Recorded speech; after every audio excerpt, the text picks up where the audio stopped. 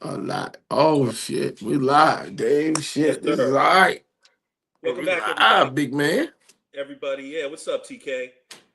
This is the TD Report, powered by RX Sports. We've got our host here, Tony Kennedy. I Fred, can't hear you, Dave. you can't hear me? Hold on. I can't hear Dave. Hey, Cody, can you take care of that for us, buddy? Uh, Tony, I'm going to just keep it going, okay? I'm just going to keep going. Well, So we're back. We've been off for a Cody, I little. can't hear him. Here's what we're talking about. We're going to talk about what's going on right now in Hmm. the sports world. The biggest news in sports right now is disgraced Michigan coach, We're former having Michigan technical coach. difficulties, folks. I don't know if y'all can hear us on that side. We can't. I can't hear Dave. Yeah, something's wrong with your Dave, you audio. got to mute. Try to mute and unmute, Tony. Are you on your laptop or are you on your phone? You on the phone or laptop? TK. I guess we got to come back in. Yeah, go out and come back in. Hold up. Can't hear. Hold on. Okay, leave and come back in. Okay.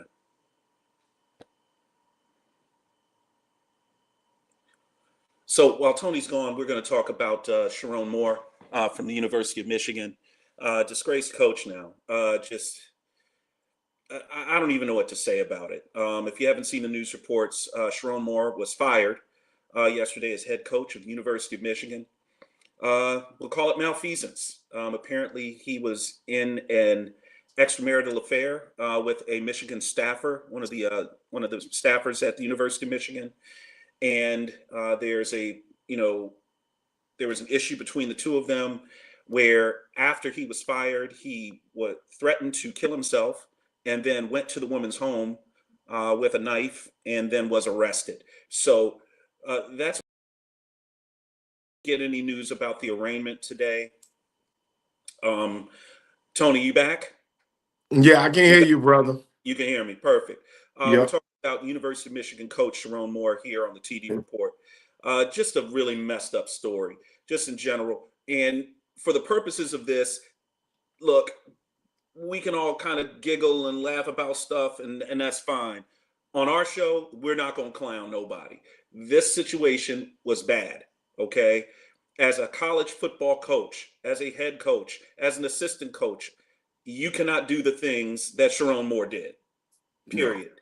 You can't date staffers. You cannot date co-eds. You certainly can't get them pregnant and then force them to get abortions, okay? You just can't do that, period. Then, after you're fired, what you also can't do is break into their house with a knife and then threaten to either kill them and or yourself. That's why you're in handcuffs. Okay, Sharon Moore. Uh, I don't have any particularly like or dislike for him, but Tony, let's talk about this. I do understand what this portends for young African American football coaches coming up through the ranks that want to get a big time head coaching job. Well, Dave, he just I mean, unfortunately he just hurt a lot of folks, man. A lot of people. I can't yeah, this phone doesn't flip, Cody. He just hurt a lot of people on on that subject. African American coach trying to get in, and it's hard. And what he just did was throw everybody back, 30 years, acting that way, doing, crazy stuff. I mean, man, I don't even know where to start. It's unfortunate for the women who,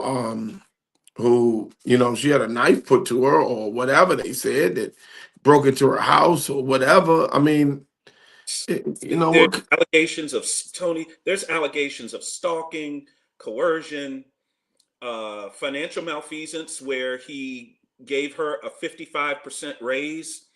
I mean, there was.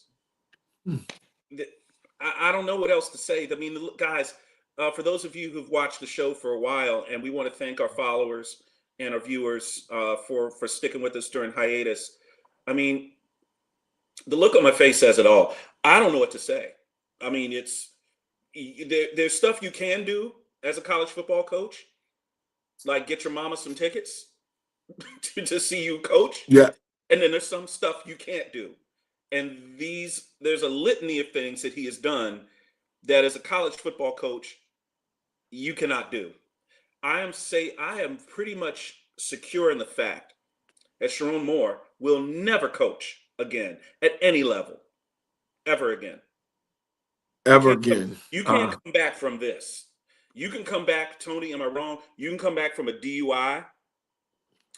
You can probably come back possibly from spousal abuse, domestic violence, depending on how bad it was. You can possibly come back from that.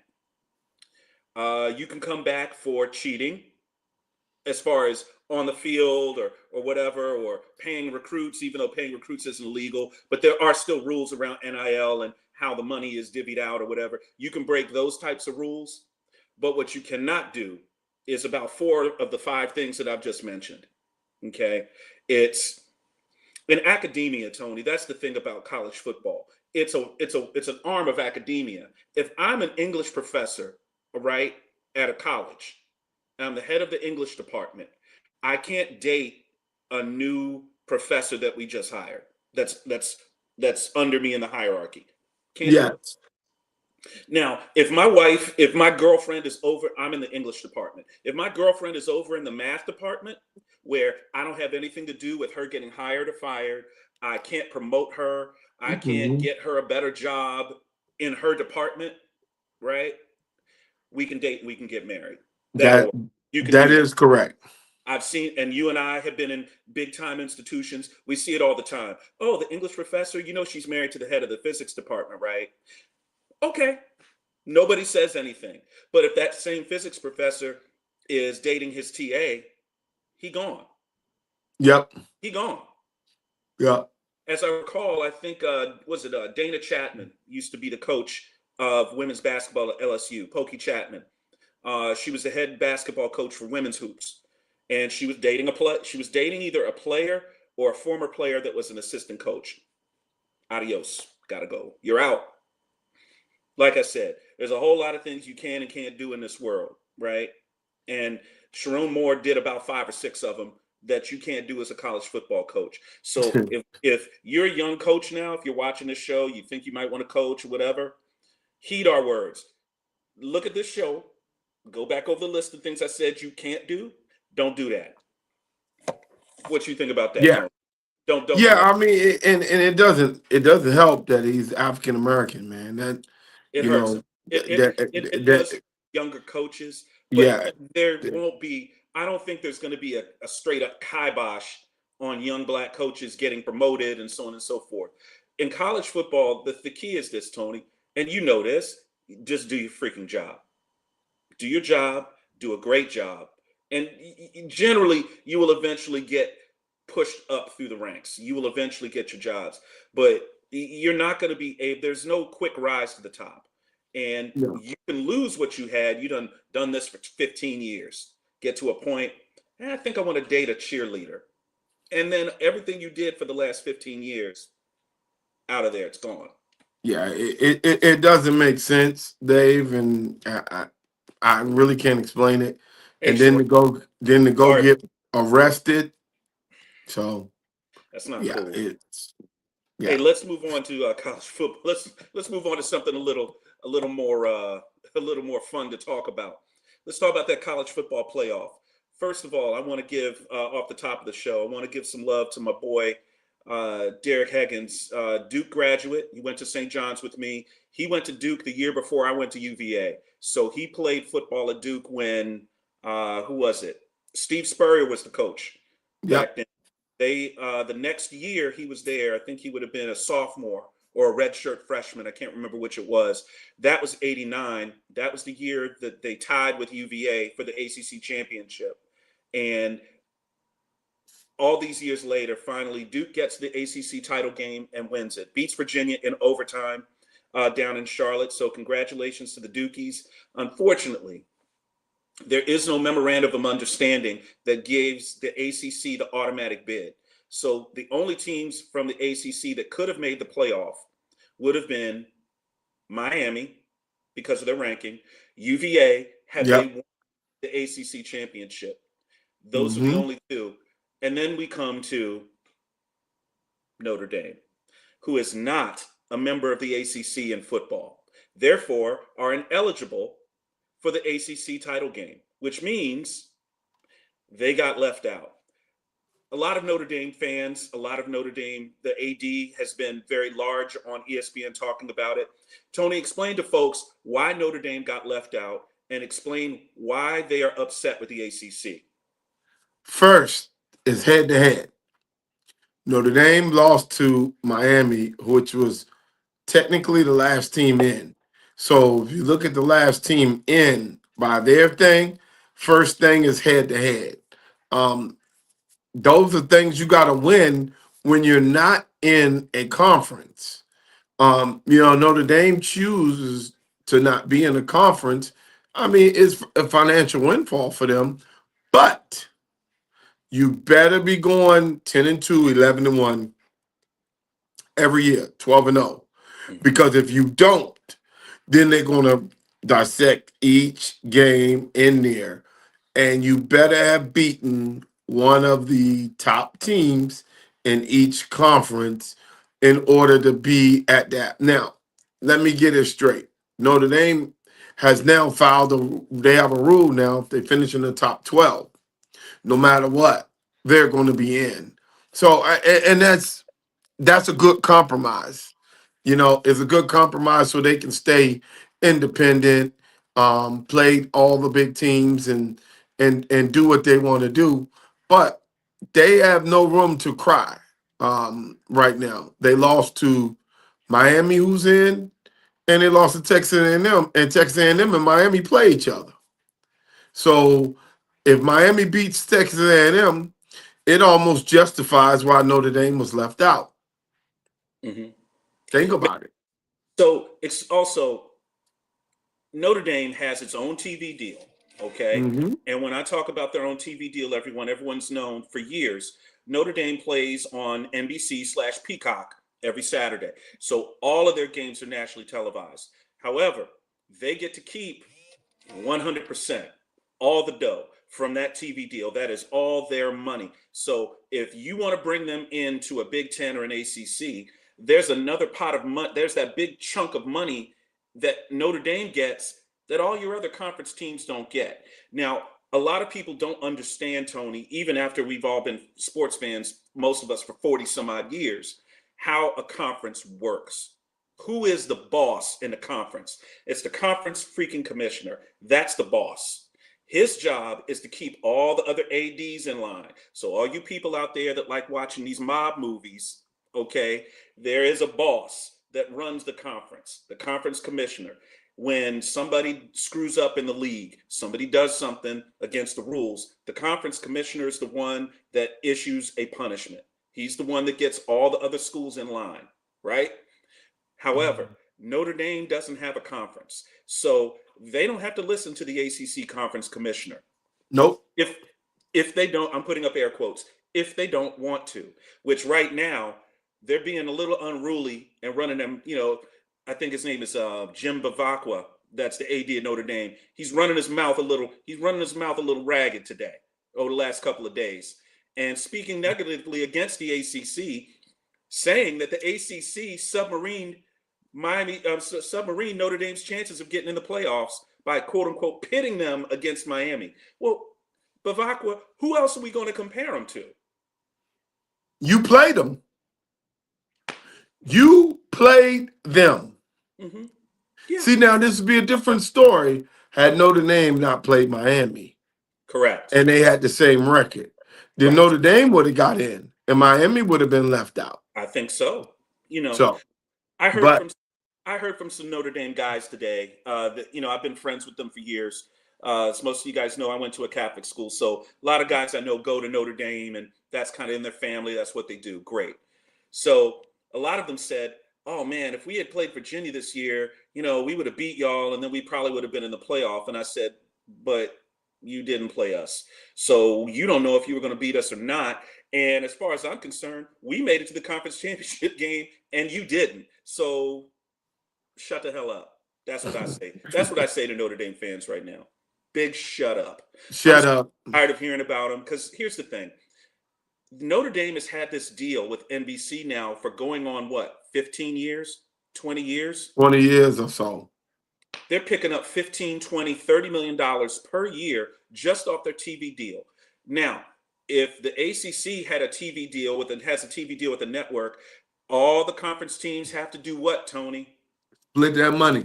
Thank you. Now, Notre Dame doesn't have to split theirs. And also, Notre Dame doesn't share any of that NBC money with anybody else. So they got a good deal. If you want to have all your other 22 sports, Notre Dame has 22 sports that play in the ACC. They play a full slate. They get to be in conference championships. Great. Good for them. Okay. So if you're Notre Dame and you say, hey, we're going to pull all our sports from the ACC, go, as far as I'm concerned, I'm an ACC guy, Virginia guy. I root for Tech whenever, when they need, whenever Tech is playing somebody else. Okay, great. Look, if you want to leave the league, pick up your crap and go. That's my take on Notre Dame. At this point, the value that Notre Dame adds to the ACC, if they aren't a full conference member in football, I don't know. I don't know what it means.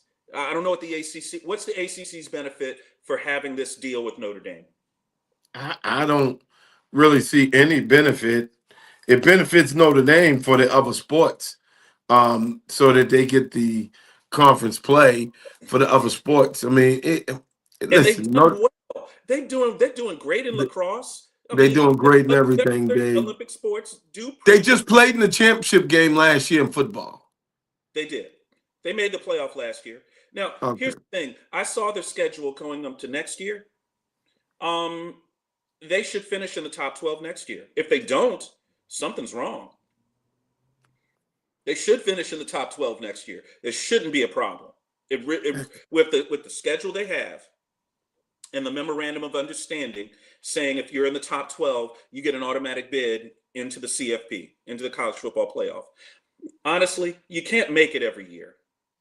You're not going to. But Notre Dame sees itself on that level of an Ohio State, as an Indiana now. That's the level that they feel that they're on. And Tony, I saw them play a couple of times. Eye test. They're a good team. Okay, I get it.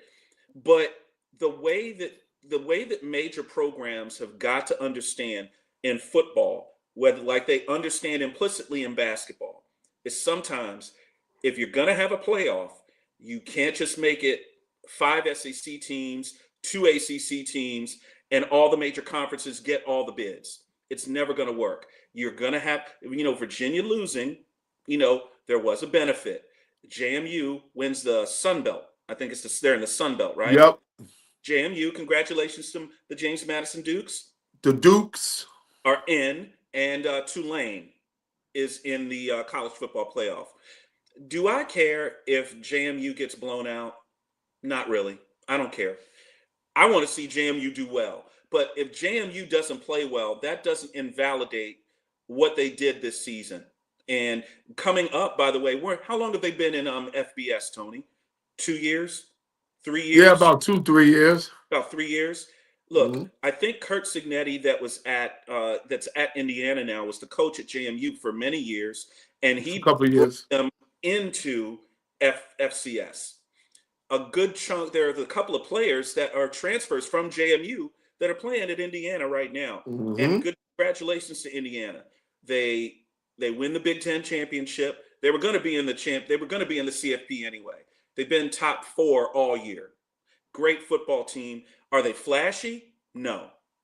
Are they, do they kill you with speed and up and down the field? No.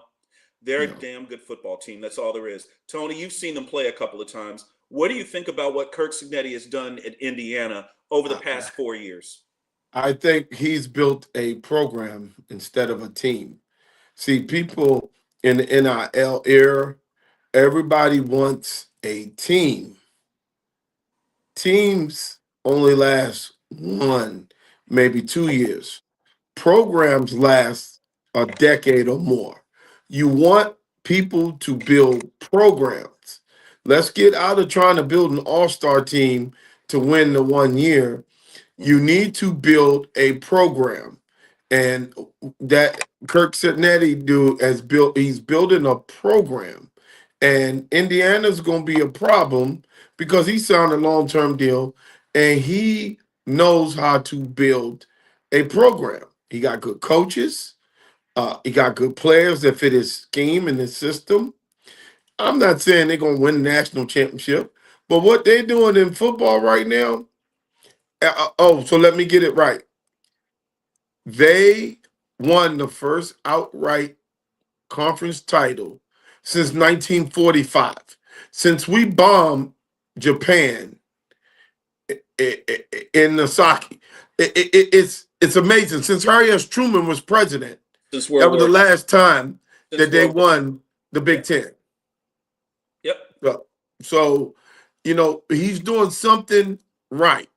And people need to follow his lead and what he's doing. Remember, they made the playoffs last year, and everybody was like, whatever, and they lost to Notre Dame in the playoffs. Notre Dame then goes on and plays for the championship game. And Notre Dame loses to the team that, remember, Indiana just beat. Notre Dame beat them. I mean, Indiana beat them And lost to Ohio State in the championship. and lost to Ohio State in the championship. Tony, you were czar of college football. If you were the czar and you ran college football, when a team gets left out of the playoff and then opts out of the bowls, what do you think about that? What does that portend to the greater good of college football? I think it's low life. I think it's just cheap because first of all, coming from a player who bust their butt, played at Virginia Tech in 1989, they turned down the Independence Bowl for us to go play Oregon and didn't even ask us. Never asked us. So for you to do that to players is unreal because bowl week is a week where you get to be with your kid, your team. You get to go do things. You're visiting the city. It's bigger than just wins and losses. Everybody on here needs to get off of just wins and losses. College football is bigger than that. You building men. We competing. You want to win. But if you don't win, you're winning in life. Through NIL, if you're investing right, through your education, if you're studying the way you're supposed to be studying, through networking at school, all the stuff that comes from going to college, we're losing it because we're so caught up in who's winning the Heisman or who's winning the national championship. We got to win, win, win, win, win, win, win. No, you're losing the big picture of it. The big picture of it is this is fun. It's great. The life experiences that these kids have, the competition. We need to get back to that. We need to get back to, hey, I'm fortunate to be here to be able to make $400,000-$500,000, Dave, in 4 years. And where am I going to invest it? How are my grades? Am I going to grad school? Stuff like that, man. It's trying to fix my background, TK. We've lost it, Dave. We just lost it, I man. think we've lost the recipe. We lost the recipe, but I like what Indiana's doing because they're building a program. Win, lose, or draw. They got in the playoffs last year. This year they won the Big Ten. They're in the Rose Bowl. And beyond, they 3 games away from winning the national title or playing for it or just even being there. If they win that game there, they're in the Final Four. And that's pretty daggone good. Well, yeah, they have a bye. So yeah, they're already in the quote unquote, they're already in the Elite 8. Yeah, so if they win that, they're in the Final Four. Yeah, which is damn good. it's good. That's pretty damn good. So let's run down the bracket real quick. So I'm going to pull up the bracket. I don't have it in front of me, but let's go down the list here. You ready? Yep. Okay, these are going to be first rounds. These are going to first rounds. Campus sites. So the home game will be the lower, the higher seed.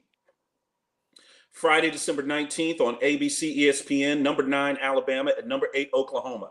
That's going to be a good game. That's going to be a good game right there. Saturday, December 20th, probably one of the greatest Saturdays in the college football slate. Noon, Miami at number 7, Texas A&M. So Miami will go to College Station, to play against the Aggies. Okay. 3:30 p.m. Number 11, Tulane at Ole Miss. Little southern flavor down there. Tulane will go. What are they? The Green Wave, right? The Green Wave will go into Ole Miss to play the Rebels. Well, they're not the Rebels. Are they still the Rebels? I think they are. I think they're still the Rebels. They got rid of the little Colonel Sanders guy, but they're still Ole Miss. 7:30. So this will be of interest, obviously, to locals here in the DC metro area. A lot of kids from here go to James Madison. James Madison will travel out west to play the Oregon Ducks. That's a 12-5 matchup. That's a tough matchup for James Madison. Wait. Oh, that speed. But hey, look, I'm pulling for them to play well. I don't expect them to beat Oregon. That's a tall order. So here are the quarterfinals. So on Wednesday, that's going to be New Year's Eve. It's going to be the Cotton Bowl. Thursday, New Year's Day, Orange Bowl at noon, Rose Bowl at 4 p.m., Sugar Bowl at 8. Ah. Semifinals, January 8th and 9th. So that's a Thursday-Friday combination.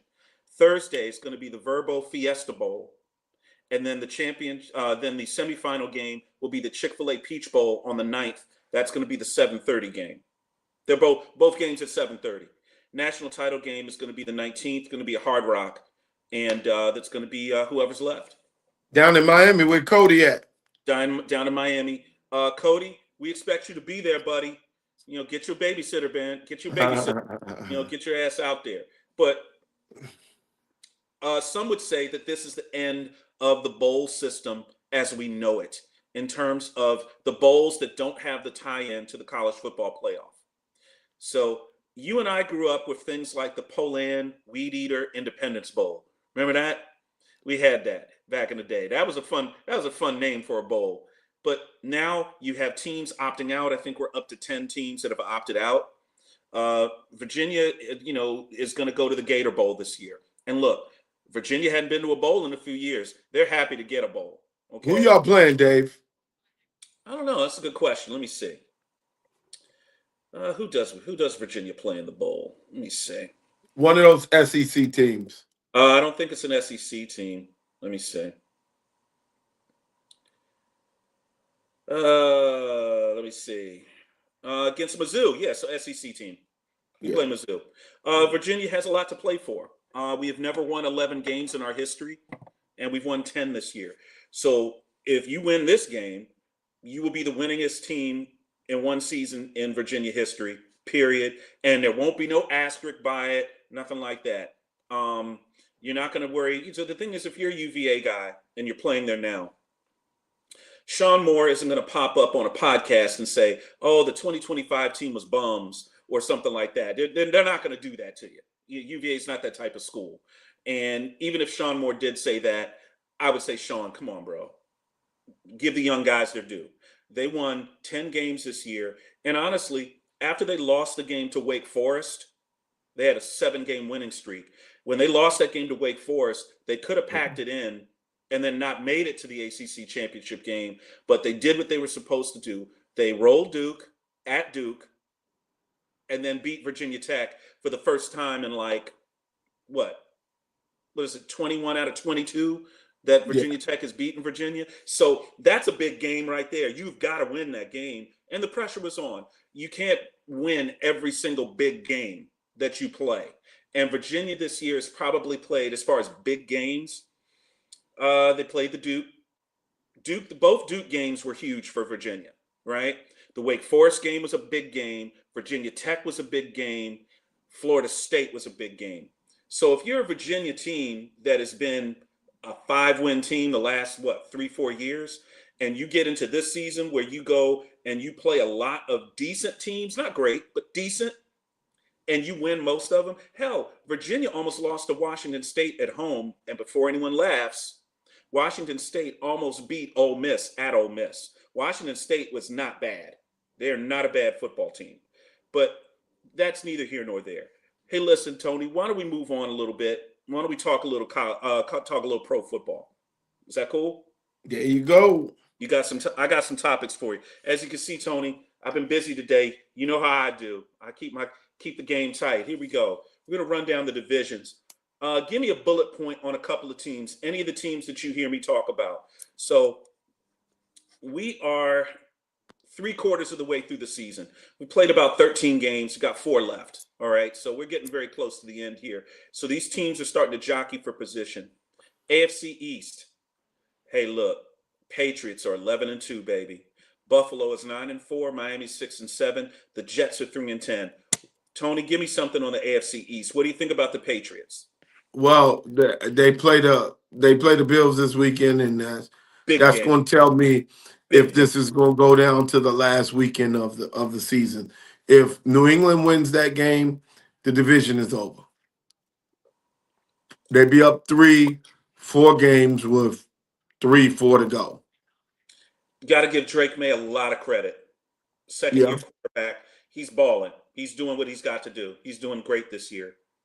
Yeah, and it helps that he got Stephon Diggs. Hey, look, Diggs can still play. And listen, you know Stephon personally. He gonna be up for this Buffalo game. Yep, he gonna be way up. So let's talk about the AFC North, and this one bugs me a little bit. Pittsburgh is 7-6. Baltimore 6-7. Cincinnati's down to the bottom at 4-9. Cleveland's 3-10. Baltimore is starting to piss me off, Tony. What's going on? It doesn't make sense. I think Lamar's hurt. I don't think, to be honest, after your boy visited Trump and came back and told the team that Trump was a great guy, the head coach, I think they stopped playing for him. John Harbaugh. The coaching decisions that this guy makes drive me up a wall as someone that's watching. But, I mean, they should have beaten Pittsburgh this weekend. I don't know what Isaiah Likely's thinking. He got cheated. You got to make that touchdown catch. But, hey, hats off to Mike Tomlin. We keep trying to bury Mike Tomlin every single season, and we can't kill him. We just cannot get rid of this guy. So shout out to him and his guys for getting it done. And I'm going to give your boy Shedeur Sanders a little love down here at 4-9. He's getting his first starts as a quarterback in the NFL. He played fantastic last week against the Titans. I don't think it was his fault that they lost. He's responsible for 4 touchdowns, 3 passing, 1 rushing. 360 yards. First rookie this year to go over 300 in passing. He's the NFL Rookie of the Week. Oh, he was 364. He looked good. 3 touchdowns, 1 rushing. Him and Joe Burrow are the only ones in NFL history as rookies to do that. That's amazing. And look, as much guff as Sanders has taken from the media, you've got to say to yourself, there might be something on the bone here. He might be able to make it as a professional quarterback. Yeah, he's pretty damn good, Dave. Mm-hmm. You give that man some time, he's pretty fucking good. I mean, yeah, Cody, he threw it 43 times. It's a passing league. Come on, you hater. Cody texted in. Cody's a hater. All right, let's talk about the AFC South. Jacksonville's 9-4. Houston's 8-5. The Indianapolis Colts are 8-5. Listen, the Colts. Sorry about Daniel Jones, guys. That is crushing. And listen, nobody has given Danny Dimes more grief than this show. I want to say from the bottom of my heart, Daniel Jones, you are killing it this year, dude. Sorry that you got hurt. That really sucks. And yeah, that really sucks. It's a non-contact injury. non-contact. Not I just think he was to me. I guess they can give him comeback player of the year. they were going to, but I don't know. Yeah. Can you give him the comeback player of the year? He's going to have to make another comeback next year. Now, I don't know the specifics of the injury, but I will say this: he had a fractured tibia on his left leg, and then blew out the Achilles on his right. So it's probably because he was putting so much He's pressure. putting a lot of pressure, but Mhm. the leg just gave out. We're starting to see a lot more of calf injuries in pro football as well as pro basketball. We're starting to see a lot more, and these Achilles injuries are serious. Maybe they need some RX Sports, Dave. Maybe they need some RX sports. I don't know. So, Yeah. and we're going to give Houston a lot of credit. Houston took some hits early this year. C.J. Stroud has been injured, but here they are, right there near the top of their division. They have a shot to make the playoffs. So, shout out to D'Amico Ryans and his guys, for pulling together. And probably out of any team in the AFC to see in the first round or see in a wild card game, I don't want to see Houston. That defense is nasty, and we all know the defense travels. They're going to go on the road and they're going to bust somebody up. Somebody's going to when you play against Houston. Somebody's They put a lot of pressure on the quarterback, don't they? woo, Will Anderson, my boy from St. John's. What's up, dog? Hey man, that dude is a monster. He's a monster. All right, AFC West. Denver at 11-2. Hey, listen, Sean Payton. Hey, you're doing a great job. I That thought division's over. it was a washed up. That division is over. Chargers 9-4. Harbaugh doing okay. He's doing all right. KC 6-7. Is Kansas City going to even make the playoffs this year? Because they can't win No, the division. They cannot win the division. They have to no. get a wild card. They're not gonna get that last wild card because they lost to some of those teams that they're fighting. Yeah, that's tough. Vegas down there at 2-11. Vegas gonna need a quarterback. They're gonna have to draft a quarterback again. They should Really? they wanted to draft what they should have drafted one last year. They're gonna have to draft a quarterback. They 2-10, baby. They terrible. Yeah, Cleveland's gonna draft another quarterback. them was Jets terrible. 3-10. They're gonna draft a quarterback. It's gonna be some quarterbacks come off the board. Arizona is 3-10. They're gonna draft a quarterback. They got Kyler Murray. Kyler Murray is done in Arizona, Tony. He is done. You might never see him. They might not even give him a uniform no more. They're gonna trade him. He got to go. He got to go. He said And he's done. Sean McVay continually does a great job as a head coach. 10-3 for the Rams, and right now the Rams are your one seed in the NFC right now. If the playoffs started today, the Rams would have themselves a bye and looking to see who's going to come to see them play, come to play them. And hey, credit to Seattle. Seattle Seahawks are 10-3 right now. Hey, that team right there, that's a scary team. Seattle, Seattle's a scary, scary team, man. you're afraid They can play. Can Sam Darnold do something in the playoffs? Yeah, well, he has. I think he'll be all right. I think Minnesota messed up by letting him go, and that team is dangerous. San So Francisco's 9-4, so they're right there. So the NFC West could flip. You don't know. I mean, San Francisco could come in and win that. Can still San win that. Francisco ain't winning nothing You when don't they think come so? play these teams. No, San Francisco gonna fold. They probably barely win one out of the last couple of games. Okay. Let's talk NFC South. The NFC South, and to me, Tony, reminds me a lot of the AFC North. You've got the top two teams at 7-6, 6-7, somewhere in there. Tampa's at 7-6. They play tonight. They play Atlanta, I think, and Carolina's at 7-6. Hey, give Carolina credit. I thought Carolina was going to be a 5-win team this year, and they're 7-6. They got to be doing something right. Carolina is surprising. They're doing it right. The quarterback's playing well. I mean, they're surprising, but Tampa Bay has been a disappointment. They've been injured, so Tampa Bay's a rough patch. I think they've lost two of the last three. yeah. And I mean, let's see how it works out for them because they've been a disappointment. And so let's kind of see how things work out for them. But Uh, I give the edge to Carolina in that division. Atlanta Falcons, 4-9. Coach is going to be on the hot seat. Hot seat.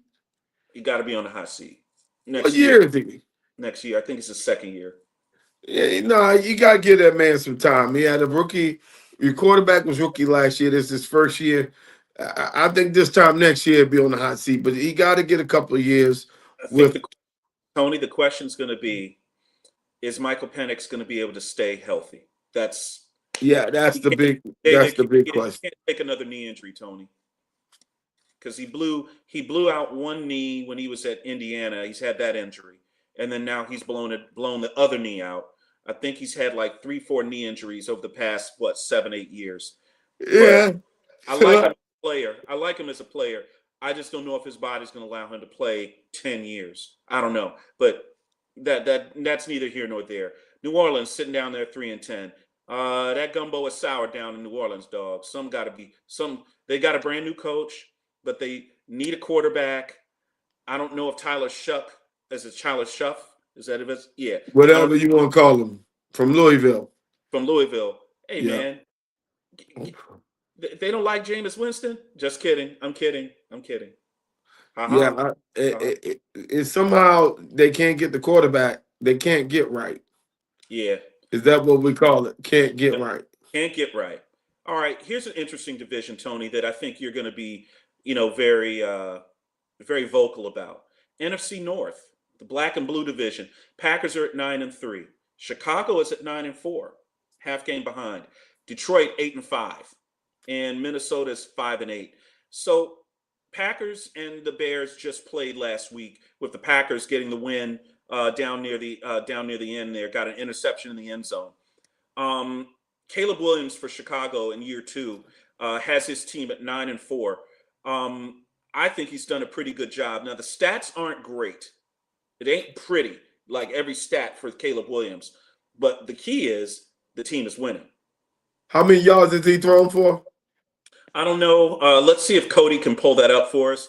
Hey, Cody, can you find out for us real quick? I don't want to take my hands away from what I'm doing here with us, but Yeah, but no Chicago Bears quarterback is thrown for 4,000. 4,000 yards, and I think he'll probably get there that. yet. I don't think he's going to get there. But don't forget that's going to have an asterisk, because that 4,000 number was against a 14-game or 16-game season, and he's going to get 17 to do it.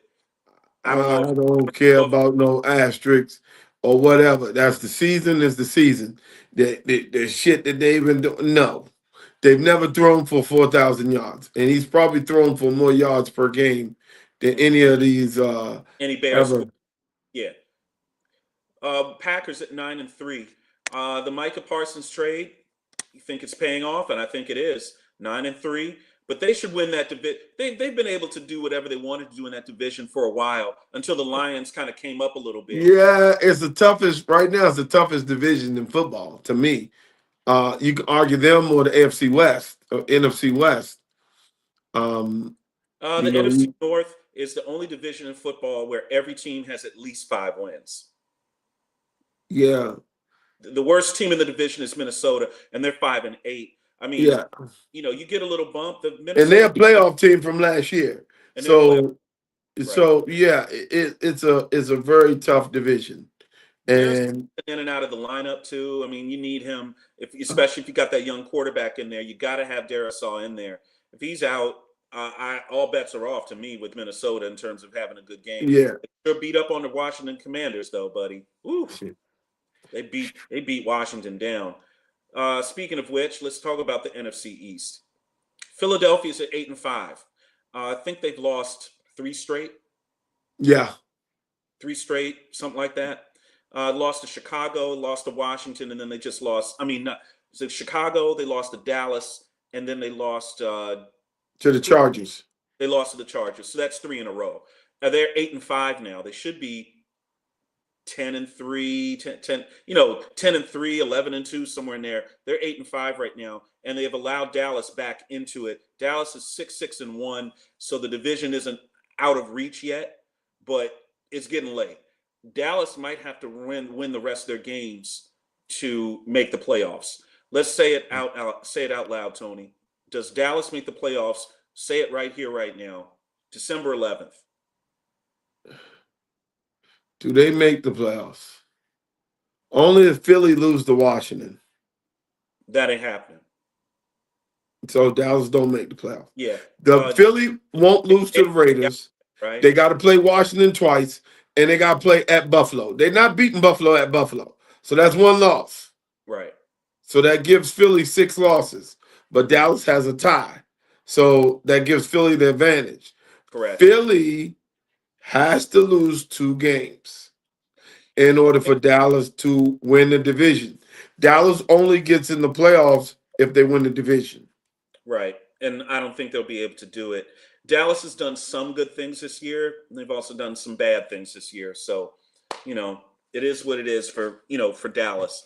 We'll see what your boy Jerry does in the draft, and gotta hope for the best. Let's talk about something that I wanted to talk about real quick about Jayden Daniels. Jayden Daniels goes down with another elbow injury last week after being out for a few games. What does this mean for Washington as far as Jayden's development? What's the feeling on Jayden Daniels right now? What do you think? I think, first of all, I think he should be out for the rest of the year.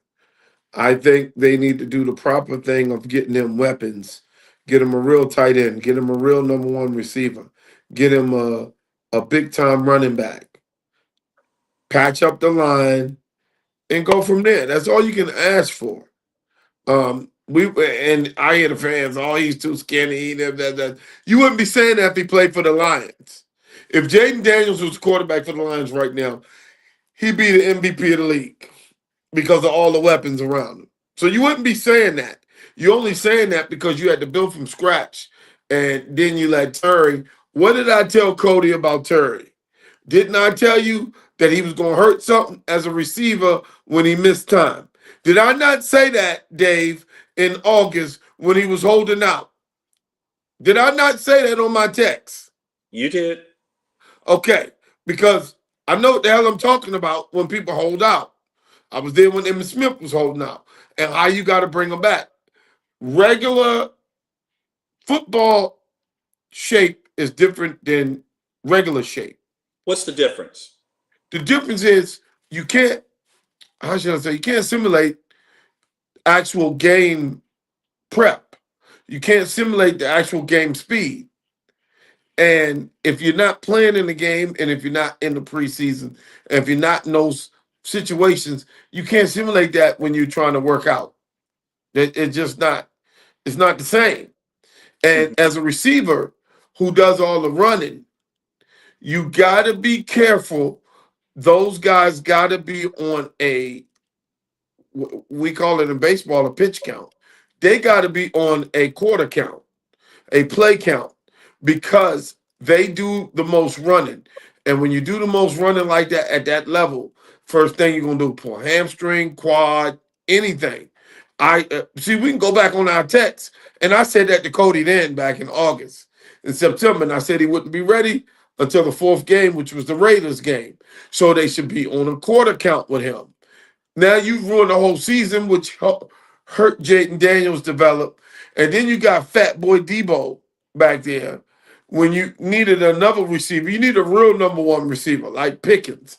The Skins should have got Pickens instead of Dallas getting Pickens. If Dallas don't get Pickens, Jerry Jones is sitting at 2-10 and 2-11. Mm-hmm. It's one of those things. TK, so when do you go wheels up for the Heisman? You leaving tomorrow? I leave tomorrow. Leaving tomorrow. Sure you take that fella up there. Yeah, I sure do. I think the Indiana quarterback is going to win. I will be reporting to you guys, sending you pictures. First thing is 2:00 tomorrow evening.